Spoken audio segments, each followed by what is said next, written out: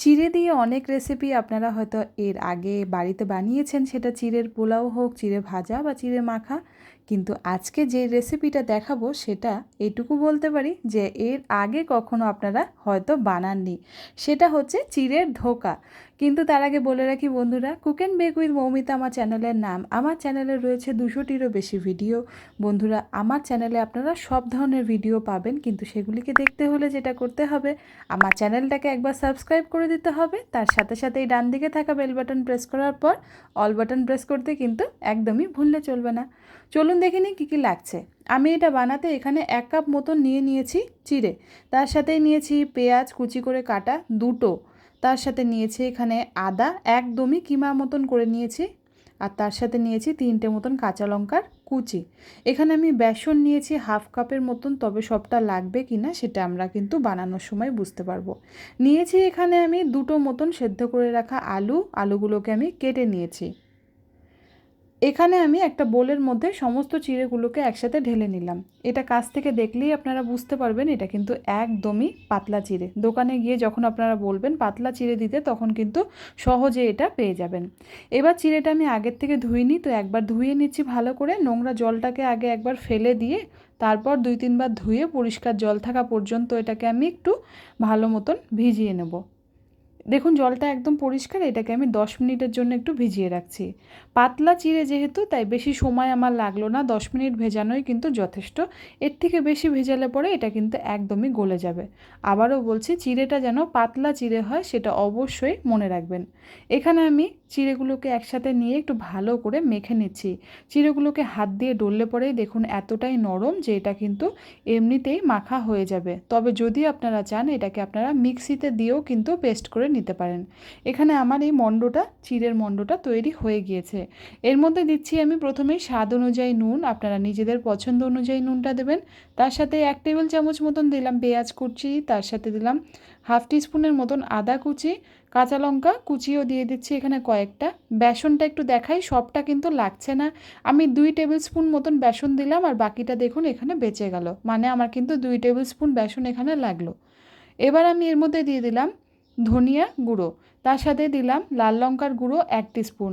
ধনিয়া গুঁড়ো দিয়েছি এখানে 1 টিস্পুন। এবার আমি এখানটায় দিয়ে দিচ্ছি তেল। আমি এখানে রান্নার যে সাদা তেল থাকে সেটাই দিলাম 1 টিস্পুনের মতো। এবার সব কিছুকে একসাথে করে কিন্তু আমি মেখে নেব। এটাকে বেশিক্ষণ রাখবেন না। চিড়ে যেহেতু ফুলে যায় বা ফোলার ধাত রয়েছে, তাই বেশি শক্ত হয়ে গেলে কিন্তু বেসনের সাথে মাখতে অসুবিধা হবে। তাই সঙ্গে সঙ্গেই মাখার চেষ্টা করবেন। এখানে দেখুন একটা মণ্ড আমার এখানে তৈরি হয়ে গেল, তো এটাকে রেখে দিচ্ছি। এবার আমি এখানে একটা স্টিলের থালা নিয়ে নিয়েছি। থালাটার মধ্যে কয়েক ফোঁটা দিয়ে দিলাম তেল। তেলটাকে এবার আমি একটু ব্রাশ করে নিচ্ছি। আপনাদের কাছে ব্রাশ না থাকলে আপনারা কিন্তু হাতের সাহায্যেও এভাবে তেলটাকে থালার মধ্যে মাখিয়ে নিতে পারেন, এতে কোনো অসুবিধা নেই। এবার এই মণ্ডটাকে এখানে আমি থালার মধ্যে আঙুল দিয়ে, হাত দিয়ে, মানে হাতের যে চেটো সেটা দিয়ে একটু ভালো করে চাপ দিয়ে দিয়ে এভাবে ছড়িয়ে নিচ্ছি। আস্তে আস্তে করে ছড়িয়ে নিতে হবে, দেখবেন তাহলে পরে কিন্তু এটা এরকমভাবেই সমস্ত থালার মধ্যে চলে যাবে। একটু গ্যাপ রয়েছে তাতে কোনো অসুবিধা নেই। এবার আমি এটাকে কেটে নিচ্ছি এক এক করে। এভাবে যেমনভাবে আমরা ডালের ধোকা বানাই তখন যেমন করে কাটি, সেইভাবেই কিন্তু এটাকেও কাটতে হবে। কাটার সময় কোনো দিক থেকে উঠে গেলে পরে এতে চিন্তার কোনো ব্যাপার নেই। যে কয়েকটা টুকরো থাকবে সেটাকে দিয়ে আরেকবার হাতের চেটোয় চাপ দিয়ে একটা মণ্ড তৈরি করে তারপর কিন্তু আপনারা আবার কেটে নিতে পারেন, কোনো অসুবিধা হবে না। এখানে দেখুন কাটা হয়ে গিয়েছে আমার চিড়ের ধোকাগুলো। একটা উঠিয়ে দেখাই, এটা যথেষ্ট সফট, কিন্তু ওঠাতে আমার কোনো অসুবিধা হচ্ছে না। আরেকটা দেখাচ্ছি, আপনারা দেখলেই বুঝতে পারবেন। যদি মনে হয় এর থেকে একটু মোটা করবেন তো করতে পারেন, কিন্তু সাধারণত চিড়ের যে ধোকা হয় সেটা কিন্তু খুব বেশি মোটা হয় না।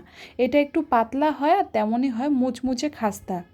এখানে দেখুন কত সুন্দর শেপ তৈরি হয়ে গিয়েছে। এভাবে প্রত্যেকটা চিড়ের ধোকা কিন্তু আমি একবারে একই শেপে কেটে নিয়েছি। আবারও বলছি, কোনো অসুবিধা নেই, আপনারা চাইলে একটু মোটা করেও কাটতে পারেন।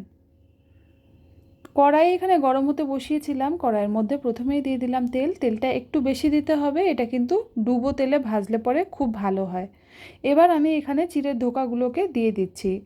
তেলটা যখন সম্পূর্ণ গরম হয়ে উঠবে তারপর কিন্তু আঁচটাকে আপনাদেরকে মিডিয়াম করে দিতে হবে, তারপরেই কিন্তু এই ধোকাগুলোকে এক এক করে ছাড়তে হবে। আর ছাড়ার সাথে সাথে এগুলোকে উল্টাবেন না, এক পিঠ হয়ে যাওয়ার পর তারপর কিন্তু এটাকে উল্টে পাল্টে দিতে হবে। এখানে দেখুন আমি কম আঁচে করতে করতে বেশ সুন্দর একটা লালচে রং চলে এসছে। হলুদ দেওয়া হয়নি, তাই সেরকম হলদে রং কিন্তু হবে না। তবে যখনই দেখবেন এটা একটা লালচে রং ধরে গিয়েছে তখন কিন্তু এটাকে আপনারা উঠিয়ে নেবেন। এটা বেশ সুন্দর মুচমুচে খাস্তা হয়, চায়ের সাথেও পরিবেশন করতে পারেন, খেতে কিন্তু ভীষণই ভালো লাগে। আমাদের বাড়িতে প্রায়শই চায়ের সাথে আমরা এটা পরিবেশন করে থাকি, দারুণ লাগে খেতে। এবার আমি বাকি যে কটা ছিল সে কটাকেও এভাবে দিয়ে ভেজে নিচ্ছি। দেখুন এগুলোরও রং পাল্টে গিয়েছে, তো এগুলোকে এবার আমি তুলে নিলাম। এদিকে একটা পেস্ট তৈরি করছি, দুটো নিয়েছি এখানে পেঁয়াজগুলোকে 4 ফালি করে কেটেছি, 6 কোয়া মতন রসুন, আর আমি এখানে দিলাম আদার টুকরো আর একটা কাঁচা লঙ্কা, এগুলোকে বেটে নিলাম। এবার এই তেলের মধ্যে দিয়ে দিলাম 1 টিস্পুন মতন গোটা জিরে ফোড়ন, একটা তেজপাতা দিলাম, আর তার সাথে সাথেই দিয়ে দিচ্ছি এখানে একটা শুকনো লঙ্কা। এবার যে পেঁয়াজ কুচিটা আমার বেঁচে গিয়েছে সেটা আমি এর মধ্যে দিয়ে দিলাম। এই রান্নাটা করতে আরও মজার ব্যাপার হলো সেটা হচ্ছে ভীষণ কম জিনিস দিয়ে কিন্তু এটা তৈরি হয়ে যায়। মানে যেদিন বাড়িতে কিছু থাকবে না সেদিন কিন্তু অনায়াসে আপনারা এটা বানিয়ে নিতে পারেন। এখানে দিয়ে দিলাম আদা কুচি, তার সাথেই দিচ্ছি এখানে কাঁচা লঙ্কা কুচি। আমি এই রান্নায় শুধু বাটার মধ্যেই রসুন দিয়েছি, তবে আপনারা চাইলে রসুন ফোড়নও দিতে পারেন যদি রসুন পছন্দ করেন। এবার পেঁয়াজ রসুন কাঁচা লঙ্কা বাটাটাও এর মধ্যে আমি দিয়ে দিলাম। সব কিছুকে একসাথে দিয়ে একটু ভালো মতন 2-3 মিনিটের জন্য ভাজা ভাজা করে নিচ্ছি। তারপর কিন্তু এর মধ্যে আমরা মশলাটা দেব। আগে পেঁয়াজ রসুনটাকে একটু ভেজে নিচ্ছি। পেঁয়াজ রসুনটা একটু ভাজা মতন হয়ে যেতে আমি এখানে সেদ্ধ করে রাখা আলুটাকে কেটে নিয়েছিলাম সেটা দিলাম। এবার এর মধ্যে দিয়ে দিচ্ছি স্বাদ অনুযায়ী নুন, তার সাথে সাথে হলুদ গুঁড়ো দিচ্ছি 1 টেবিল স্পুন, তার সাথেই দিয়ে দিচ্ছি এখানে ধনিয়া পাউডার 1 টিস্পুন, লাল লঙ্কার গুঁড়োও দিলাম এখানে 1 টিস্পুন। এবার সব কিছুকে ভালো মতন মিশিয়ে নিচ্ছি। দেখুন আলুটা দেওয়ার পর তেল কিন্তু খুব ভালো মতন টেনে গিয়েছে, সেজন্যই বললাম এই রান্নাটায় তেল কিন্তু একটু বেশি দিতে হয়। 2-3 মিনিট মশলাটা কষিয়ে নিলাম, রঙটা যখন বেশ সুন্দর চলে আসলো তখন আমি এর মধ্যে দিয়ে দিলাম 1 কাপের মতন জল। জলটা আবারও দিতে হবে, কিন্তু প্রথমেই বেশি জল দেওয়ার দরকার নেই। যখনই ঝোলটা ফুটে উঠলো তখন আমরা এর মধ্যে চিড়ের ধোকাগুলো দিয়ে দিলাম। দিয়ে ভালো করে একটু ঝোলের সাথে ডুবিয়ে দিচ্ছি যাতে সব কটা চিড়ের ধোকা ঝোলের মধ্যে ডুবে যায়। ভালো করে একটু মিশিয়ে নিচ্ছি। এখানে দেখুন এগুলো আমার ভালো মতন ডুবে গিয়েছিল। তারপরে যখন 2-3 মিনিট হয়ে গেল আমি এখানটায় কিন্তু আবারও জল দিয়ে দিয়েছি 1 কাপের মতো। যেহেতু জল দিলাম তাই এর মধ্যে আবারও দিয়ে দিলাম নুন।